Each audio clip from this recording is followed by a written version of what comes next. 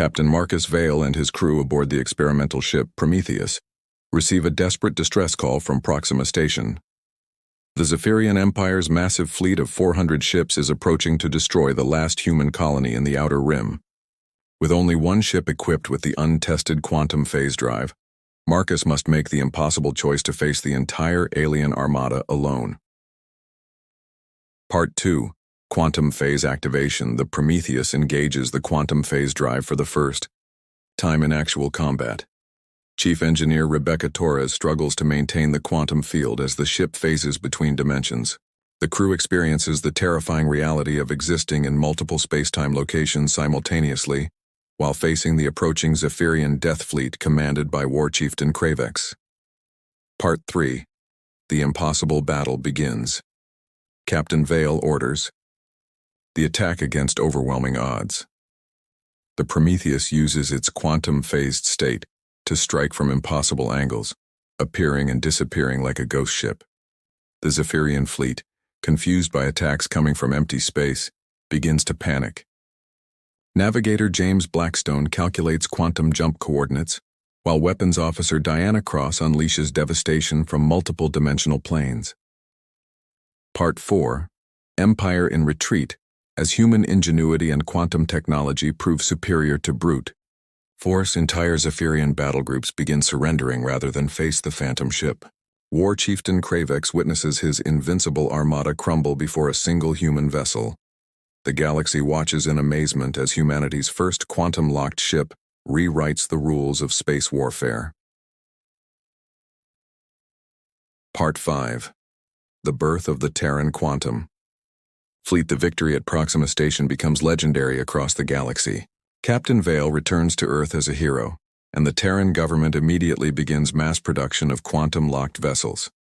The story ends with the establishment of humanity's first galactic empire, built not on conquest, but on the respect earned through impossible odds and human determination. Part 1. The Last Stand at Proxima Station. Captain Marcus Vale stood in the command center of the UTS Prometheus and watched the emergency message flash red across his main screen. The ship was floating in deep space between Earth and the outer colonies when the distress signal reached them. Marcus was 42 years old with gray hair at his temples and scars on his hands from 20 years of space battles. He had seen many wars, but nothing like what was coming. "Captain, the message is from Proxima Station," said Lieutenant Rebecca Torres from her engineering station. She was a young woman with dark hair and brilliant eyes who understood the ship's quantum systems better than anyone else in the fleet. Her voice was steady, but Marcus could hear the worry beneath it. "They're reporting a massive Zephyrian fleet approaching their position." Marcus took the data pad from her hands and read the numbers. His face went pale as he saw the size of the enemy force. 400 ships, the largest alien armada ever, assembled in human space. All of them belonged to the Zephyrian Empire, a race of tall, four-armed beings covered in blue-gray scales who had been humanity's deadliest enemy for 15 years. "How many people are on Proxima Station?" Marcus asked his communications officer. 80,000 civilians, sir," replied Ensign James Blackstone. He was barely 25 years old with red hair and freckles, fresh from the academy, but already one of the best navigators in the fleet. "The station has minimal defenses, maybe 20 patrol ships and some orbital weapons platforms." The bridge went quiet except for the soft hum of the ship's experimental quantum drive. Everyone knew what those numbers meant.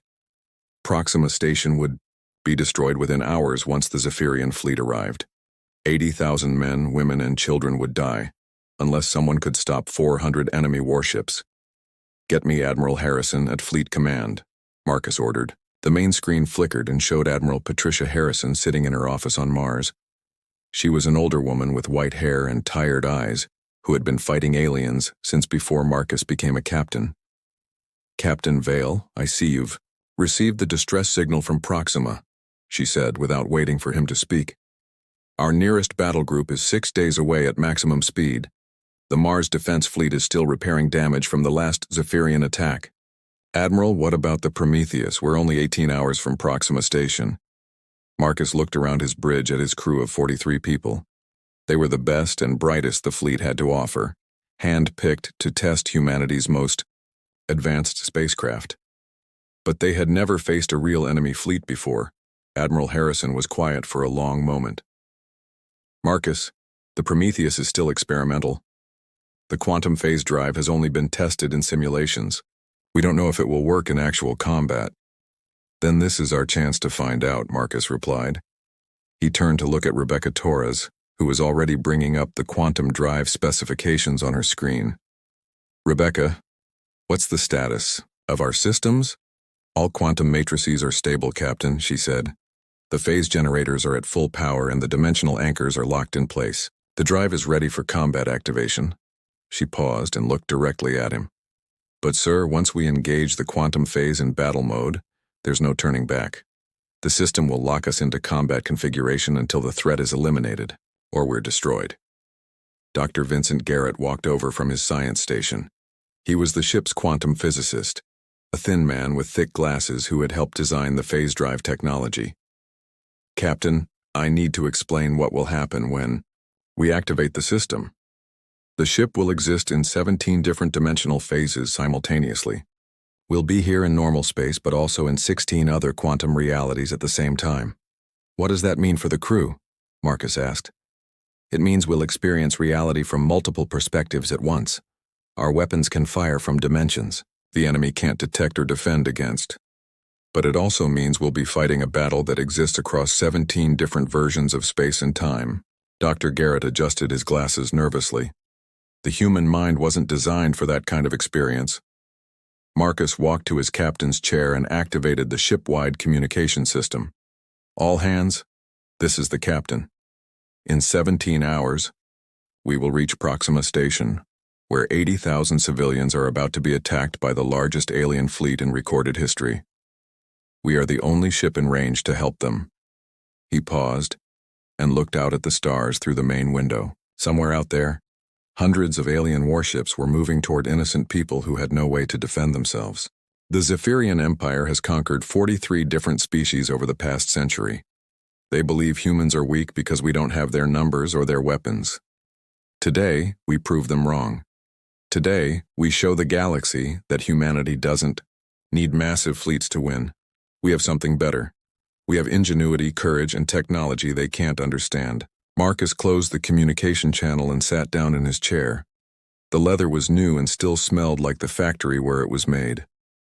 Rebecca Torres was already preparing the quantum phase drive for combat activation.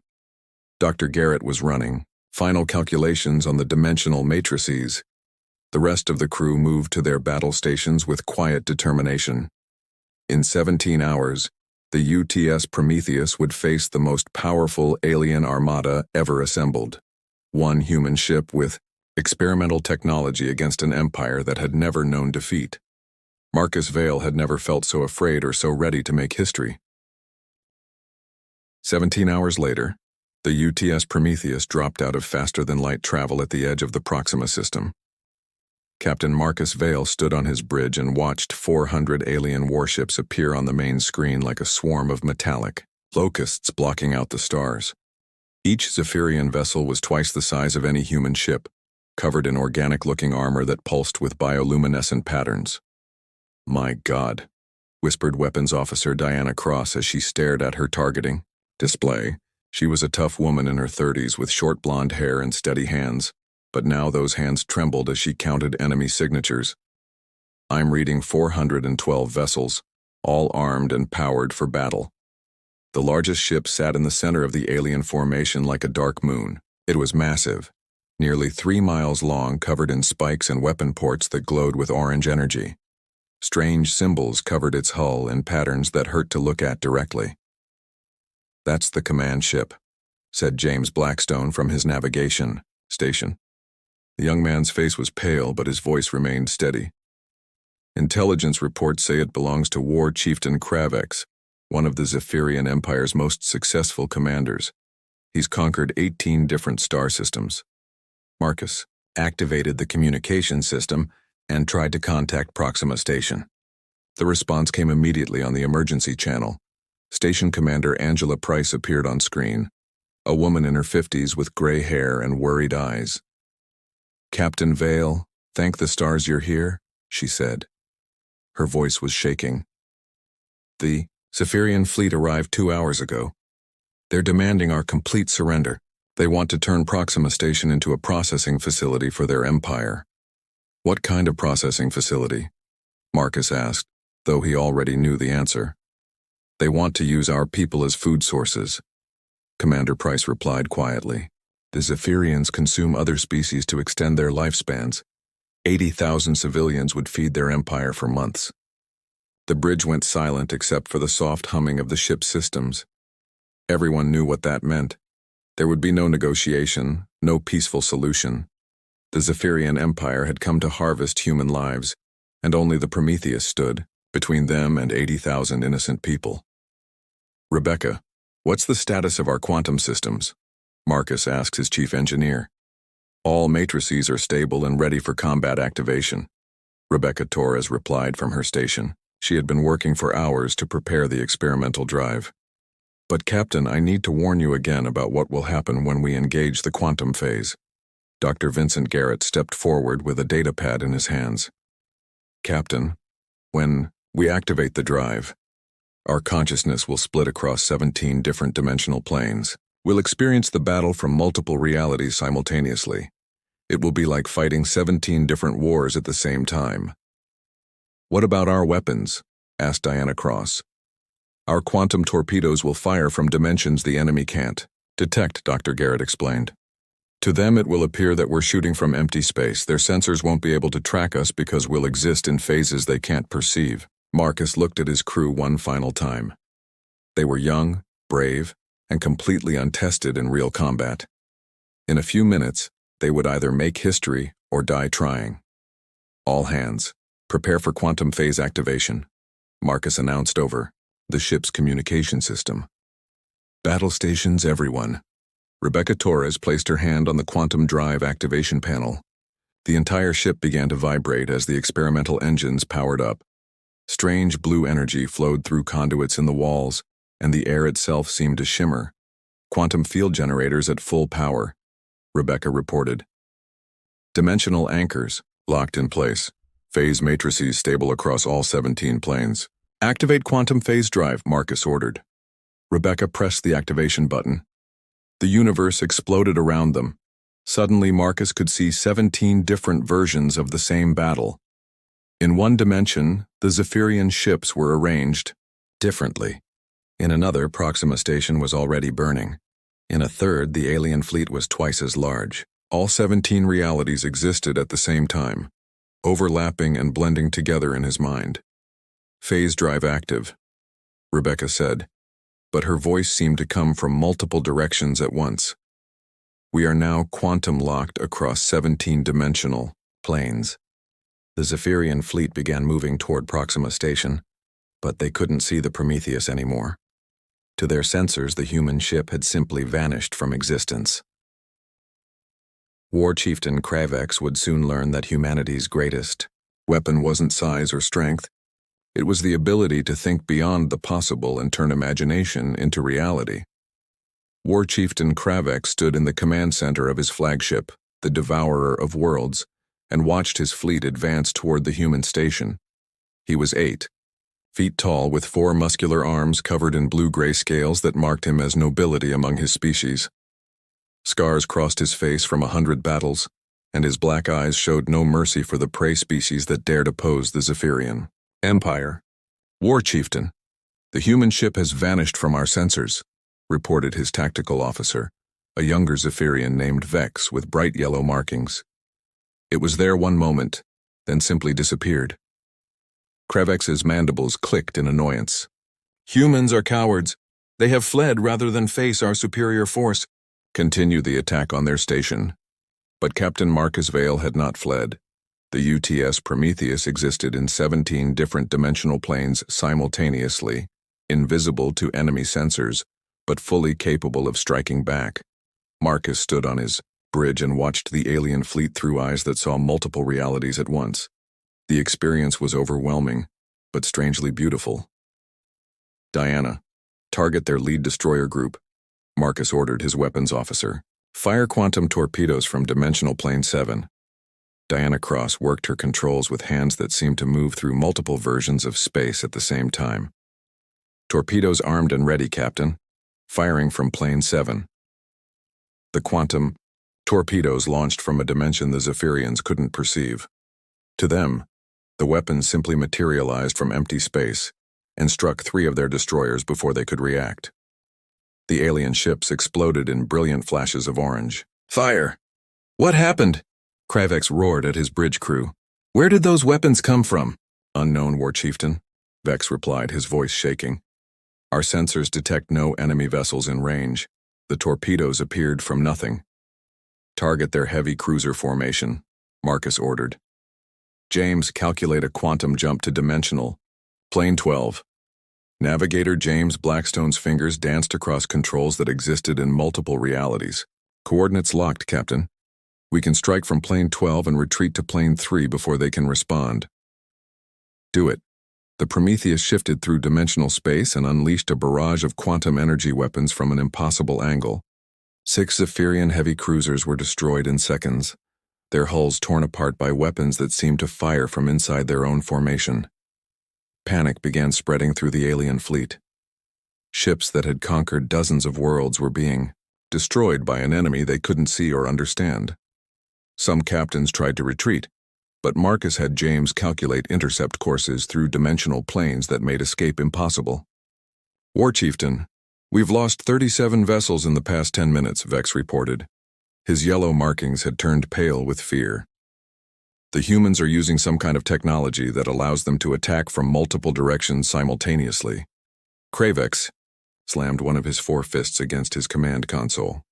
No prey species has technology superior to the Zephyrian Empire. Find that human ship and destroy it. But the Prometheus was already moving through quantum space to strike again. Rebecca Torres monitored the dimensional matrices from her engineering station, making constant adjustments to keep the ship stable across 17 planes of existence. Rebecca, how are our systems holding up? Marcus asked. Quantum field generators are at 87% efficiency, she replied. The dimensional anchors are stable, but Captain, maintaining this many phase states is putting enormous strain on the ship's hull. We can't keep this up indefinitely. Dr. Vincent Garrett looked up from his science station with excitement in his eyes. Captain, I'm detecting something interesting. The Zephyrian ships are starting to interfere with each other's sensor systems. Their formation is breaking down because they can't coordinate their movements. Marcus smiled as he watched. The alien fleet through his multidimensional vision. The Zephyrians had built their entire military strategy around overwhelming force and superior numbers. They had never faced an enemy that could exist in multiple realities at once. Diana, target their command ship, Marcus ordered. Let's introduce War Chieftain Kravex to human ingenuity. The quantum torpedoes struck the devourer of worlds from 7 different dimensional planes simultaneously. The massive alien flagship shuddered under impacts that came from directions that shouldn't exist. Its organic armor began to crack and leak the strange fluid that powered Zephyrian technology. For the first time in his long career of conquest, War Chieftain Kravex felt something he had never experienced before. Fear. The humans had turned a single ship into a ghost that could strike from the spaces between reality itself.